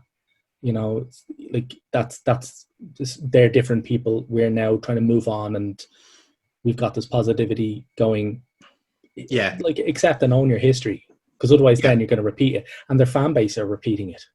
You know, that's what happens when you've got legions of your fans on trains chanting "We're racist," and that's the way we like it. Yeah. Like that's not a club that's learning from its fucking history or its mistake. Well, it's learning from its history. It's learning from its history, the wrong way. Yeah, but in the that's wrong the fucking way. Yeah. And that's kind of the issue there. You know. Yeah. The club have a stance that their fan base are just like, nah, we're not on board with this, mate. This is the bizarre thing. Like, turn around and go like, yeah, you know, fuck you, then. You know, just don't come. That's what a lot of clubs have done. Like I know it's like a lot of like club Twitters are just basically a guy with a student with a laptop, but you have seen like clubs like West Brom, like who have like given a Black Lives Matter sign, and then some gammon in the Twitter goes like, I'm cancelling my season ticket, and you just see West Brom going, good riddance, don't fucking want you. I was like, yeah, that's the attitude to have. I understand this will come from a somewhat biased kind of a position, but like Arsenal were really, really good in this. You know, the whole thing with the rainbow laces, the whole campaign, you know, I can't help this, you know, which led to Giroud being the most memeable person on the face of the earth for about 4 months. He just can't help that he's gorgeous. No, it's true, you can't. Sorry, she's dropped her phone again now. Yeah. Sorry. But at least I hope that was her phone that dropped. Yeah. But it was really quite good as well. Like, so, you know, we've made, you know, quite positive strides in that. And I think clubs, you just go forward, accept your history, and realize that if you've got a toxic fan base, it's time to start getting rid of them. It's coming from somewhere. Yeah. And you need to do something about it. Absolutely, because like I said, it's like I keep saying to myself even over the last few weeks. Like again, we're all kind of like cross-examining ourselves here and seeing like what could we do more. If not, like again, we're all white. We're all in a very privileged position here to not put up with this shit. But like these are clubs that are like there are massive like millions of followers and millions of like fans. Like this is a great opportunity for them to exact some change, especially like a club like Chelsea, or even throw it any other club that's had racist incidents in the past. Like this is the time to take out whatever fucking cyst of like fans you have, because like that sort of like that culture of hooliganism is weaning. It has been weaning for years. Now it's time to kill off the fucking virus one and for all. Get rid of it. Get rid of them all out of the club, like because they're not fans altogether. They're just like fucking skinheads that desperate for a fight. Point blank. Like you saw what happened in London. Like the people that were actually having fights weren't even the protesters. It was all the fucking gammons that wanted to fight with the police for no reason. Like these are just bellends. Like and people are linking them to being football hooligans as well. Of course they are. Like because they're not like you can tell that they're not even there for the fucking protest. They're just there for a fight. So like they're obviously not there they wouldn't be there for the sport either. So yeah, like you know who they are. You have all the season ticket details. You know them by face. You have enough CCTV. Tell them to fuck off.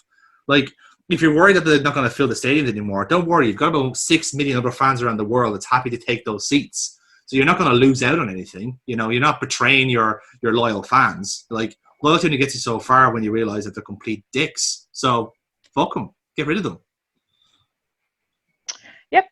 Yep. For Pigar and Neil, would you have gone for the FAI or would you have gone for poor old porn baron Barnesy? Well, I would like to go for John Barnes because there is definitely something kind of wrong-ish with him and how he's used. Yeah. Every time she brings out the FAI, I'm like, what have they done now? And then what's next? She talks, and then I'm like, oh God, no! How is it getting worse? Like, this is incredible. Like, like months ago, I thought, nah, it's not getting any worse for the FAI. And then every time we do a fucking podcast, and every time she picks the FAI, I was like, oh God, what have they done now? So yeah, I'd have gone for the FAI because, Jesus, like lads, come on, dig up. You've got Mother Teresa on board, lads. Now, surely this is when nature is healing. Obviously not. Yeah. Anyway, lads, that's our podcast. That is our preview of the next few weeks ahead. We will be back, I suppose, next week or the week after to run down all the football that will be happening over the next few days. We've got days of it. This time quite next literal week, days of it. Yeah, this time next week we'll have played 2 games. We will have. You won't have. No. You'll have played 1. In fact, actually, by this time next week, you could have actually won it. We could be champions. Yeah, you could have won it. Yeah. Yeah. So I'll come onto the Zoom call after the hammered from the fucking day before. Yeah. But because I'm sure, as you all know, like because of the restrictions and all that, all Liverpool fans are going to have a very nice and reserved celebration outside Goodison Park.